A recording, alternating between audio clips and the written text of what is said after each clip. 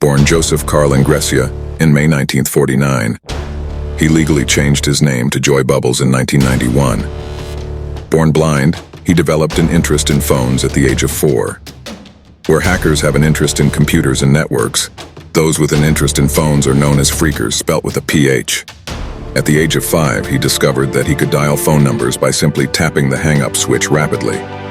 At 7, he accidentally stumbled upon the ability to activate phone switches or disconnect calls by whistling at certain frequencies down the handset. Joy Bubbles was considered a genius, graduating from the University of South Florida with a degree in philosophy. He could also whistle at a perfect pitch of 2,600 hertz, allowing him to do what he did with phones. While he was a student, he was given the nickname Whistler for his ability to whistle at 2,600 hertz, which also allowed him to place free long-distance phone calls.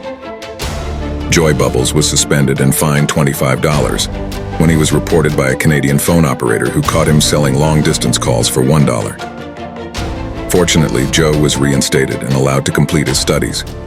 Ron Rosenbaum, in a 1971 Esquire article, describes Joy Bubbles as the catalyst for the unification of phone phreaks, especially after the news of his university suspension in 1968 and conviction in 1971 for phone violations, similar to the modern computer misuse acts. Every night he sits like a sightless spider in his little apartment receiving messages from every tendril of its web, Mr. Rosenbaum wrote. Well before the mid-1970s, when digitalization ended the tone-based system, Joy Bubbles had stopped stealing calls. But he was already a legend. In August 2007, Joe passed away, but will always be remembered by the phone, phreak, and hacker communities as a legend. If you found this video interesting and made it this far, please give it a like and share to help grow this channel's following.